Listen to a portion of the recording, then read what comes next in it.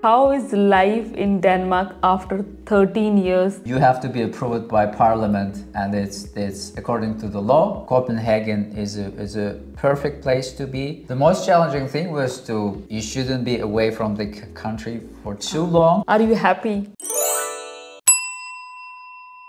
Hi everybody, welcome back to my channel. This is Kriti and I'm back with another super fun interview with lots of information about the Danish citizenship. And as I'm not the expert in this topic, I have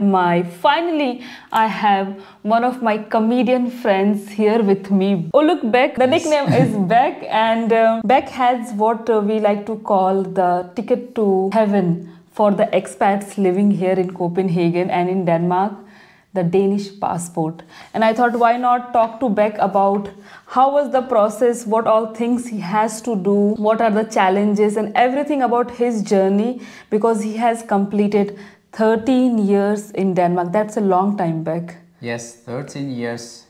Still counting. Still counting, yeah. Yeah. So Beck, to begin with, before I get into the questions, tell us a little bit about yourself. How has been your life here in Denmark? Yeah, sure. I am originally from Uzbekistan and moved to Denmark in 2011. So before that, I studied master degree in Sweden. Okay. That's why I came to Europe is to study initially. Denmark wasn't my first choice. As always, like for a lot of people, Denmark is not the first choice. I'm very grateful for Denmark, but at that time I wanted to stay in Sweden, mostly because of the nature. Yeah. I like the nature, Swedish nature, forests specifically. Okay. Yeah. I love forests, but I couldn't stay there after completing the university degree, because you need to have a job immediately after graduation. Yeah. But Denmark at that time had a scheme called green card scheme. Oh yeah, I remember that one. Yeah, I also knew about it. Yeah. So it's a point-based system, meaning if you get 100 points, you get a visa for 3 years to look for jobs. And these 100 points were based on your education, where did you study, languages you speak, how long you lived abroad, etc. Surprisingly, it wasn't that difficult to get 100 points if you have a master degree. Especially, I studied in a Lund University, Swedish university, and it was in the top 100 universities. Wow. According to Danish ranking. So for that one, they get like additional 10 points. So I get like maybe 40 points for master's degree, and then 10 points for being a Lund University degree. Yeah. And then the additional points for languages, etc. I don't remember how I got it, but it felt like it was easy at that time. So I applied. After a few months, I got the green card visa. Oh, and that's how you came to... That's how I came to Denmark. I didn't know that you were in Sweden and you studied in Sweden, because I wanted to ask how Denmark happened to you, which you already mentioned. Yeah. But now I would like to know, like when you moved to Denmark, how was life back then in 2012? What were like the initial days challenges? What was the most challenging thing for you back then? The most challenging thing was to cover the living costs. Yeah. So I got a green card visa to find jobs. You didn't have the job, Yeah, so I had to spend time to find a job. And searching for jobs is like a full-time job, especially if you're searching for English jobs. So at that time I wasn't speaking Danish and still not fluent. So I could only apply to English-speaking jobs. And there are much less vacancies that are in English, and they're competitive. And because of the type of education I had maybe one relevant post per week that I could apply.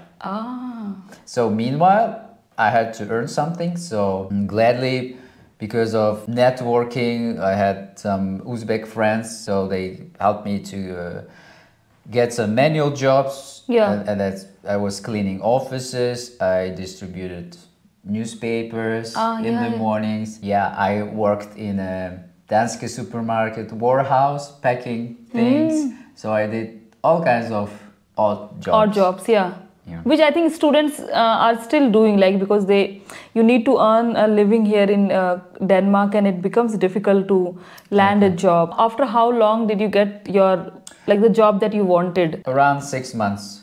Okay, 6 months. And it was quite a lot of luck, I would say, because with 1 applications per week, I didn't get any replies for 6 months until I applied for that job specifically.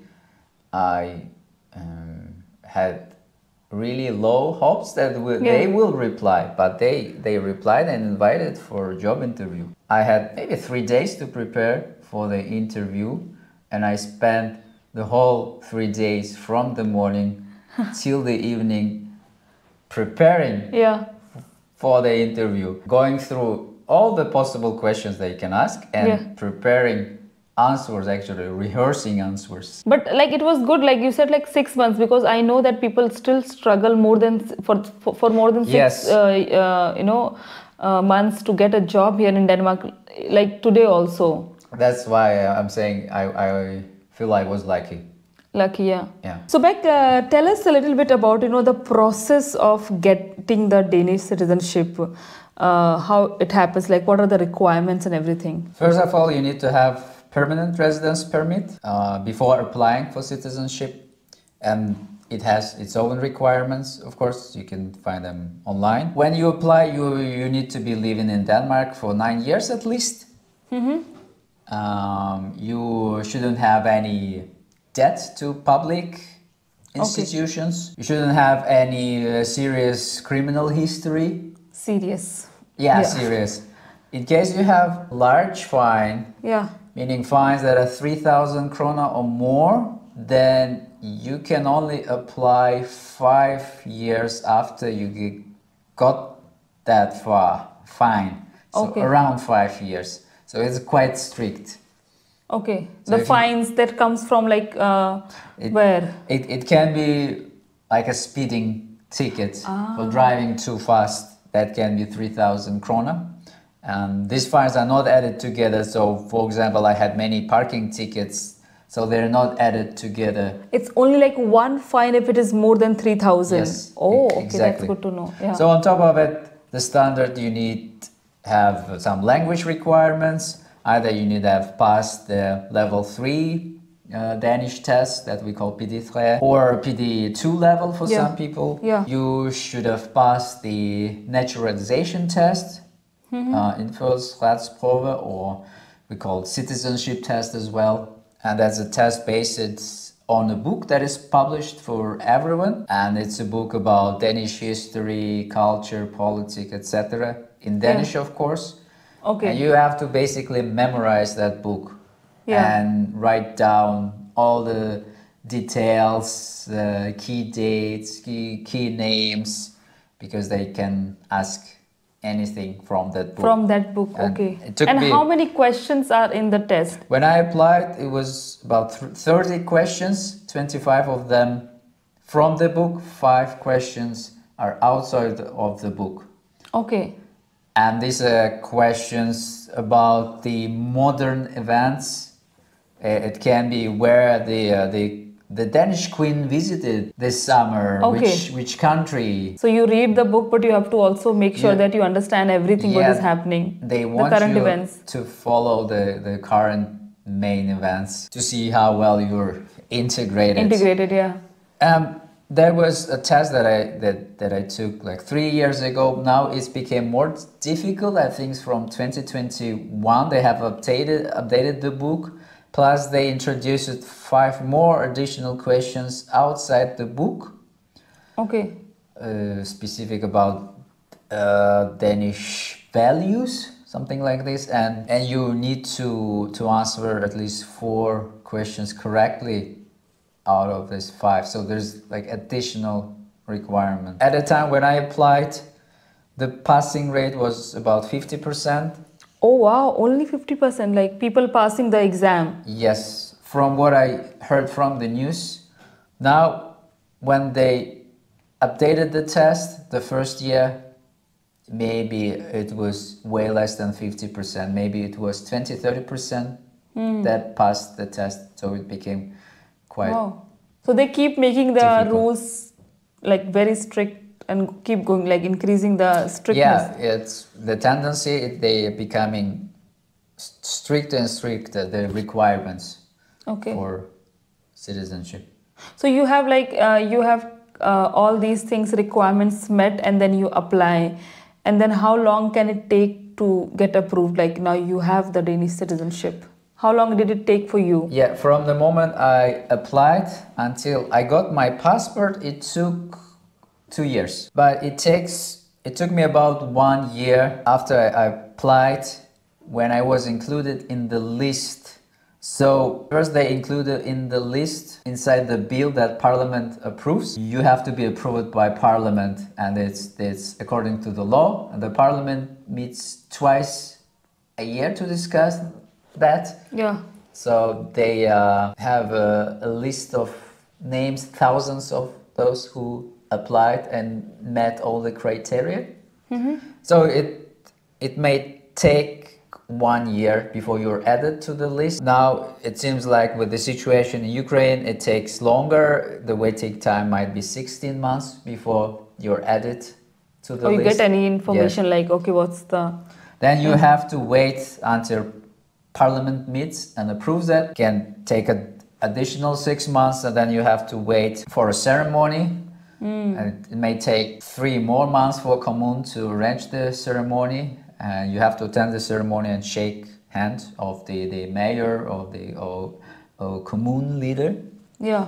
And then you get a document saying that you are the citizen. And then with this document you can apply for a passport. And it took me 1 month to get a passport. But overall it took you, if I remember, 2 years. 2 years. Okay. Total. Yes. And one point also, Beck, I think, because here in Denmark, it's not like, say, for example, one of the spouses get the PR or the citizenship, the wife or the other spouse gets it. So, like, you have to earn your citizenship, you have to earn your PR in a way that you also need to work. So, when you are applying for all these things, you are continuously also working in Denmark. Yes, there is another requirement that you need to be working continuously for 3 years, 6 months out of the last 4 years. Okay. Yeah. So there are a lot of rules, right? Like to this. keep So, checking. yeah. I'm mentioning only the main rules. So please check on the websites. The rules are changing regularly. Yeah. They make it stricter and stricter over time. Yeah, so I'm gonna put the link. Make sure that you read, go through all the points. Maybe we might have missed 1 or 2 requirements, but it's not part of that. So make sure that you have read all the rules at the official website also. So my recommendation would be to prepare in advance. Start reading about requirements and documents you need well before you are here 9 years. Yeah. Because you need to pass the naturalization test, and this test is taken only twice a year. So you need to prepare that. What if, like, as the percentage have dropped, like how many people are passing? So if I failed, can I go for the exam again for the next time? Yeah, then you can apply for the next one and pay around 600 krona for that test. Any other tips for people who would be like going for the citizenship you have, Beck? Yeah, one of the other requirements that I forgot is that you shouldn't be away from the country for too long. Yeah. And how long you need to read in the requirements. So you have to also report in the application if you have been away from Denmark on vacation for more than 4 weeks or something. You have to report it and then they calculate it in total. So keep that in mind. So that's why you have to follow the rules. Yeah, like you have to understand. Yeah, like you went away and then suddenly it impacts your application. So yes. know all the rules much in advance and keep yourself up to date. So now you have the Danish passport, and like as we spoke about like initial days, that the struggle of finding a job and everything. My last question is that how is life in Denmark after 13 years with the Danish passport? How is life for you now? Are you happy? I am very happy, I would say. I have established here, even though I don't feel I'm fully integrated, partly because I'm not good learning new languages. Yeah. So I'm still not fluent in Danish. Also because there are not many incentives to learn Danish, because all Danes speak English very well. My job is primarily in English. So it kind of made me lazy to learn Danish. So I kind of use it only when I have to. Another struggle that many people mention is finding Danish friends. So once Danes are 30 years old, they already have their own established circle of friends. They get married, get children, so they don't have much time in the schedule for new friends. But I don't feel bad about it, because I have plenty of expat friends from stand-up comedy and improv community. So I'm pretty happy. What I like is very good work-life balance. I have a job that I like.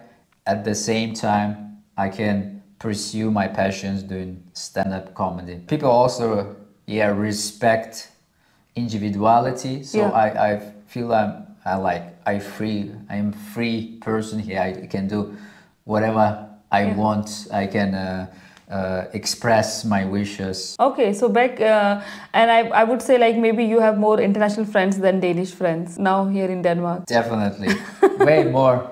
So that struggle of knowing the language, like perfecting the language and getting like a lot of Danish friends is still like it's a struggle. But as you're saying, like you have work-life balance, you're able to pursue stand-up and improv comedy, and you know, like individuality and enjoying life. I think so you're happy that like from Sweden you moved to Denmark, and it was a good, like it happened by chance, and now you're happy here. Yeah, now I don't regret at all that I didn't end up in Sweden. Because Copenhagen is a perfect place to be. It's a very good capital, not too big, not too small. You can get around with public transportation or by bike pretty well. At the same time, it's not too small for English stand-up community. Because I perform in English, and we have... Now Beck has performed in Sweden, in Denmark, in Finland, and everywhere, and we have been to also like Holland. Netherlands, we have also both of us performed. So make sure that you follow both of us. We keep doing. I think our plan is to maybe go to other parts of Denmark in the winter time this year to do our comedy about almost Danes, and we share about our experiences. And Beck has so many material about working here in Denmark. I'm going to put all the links in the description to follow us. But Beck, thank you so much for your time today and to do the interview with me. Thank you for inviting. Yeah, so would you like to say subscribe to Kriti's channel? Yes. Yeah. Okay guys, so I will see you next Friday. Till then, take care and bye-bye.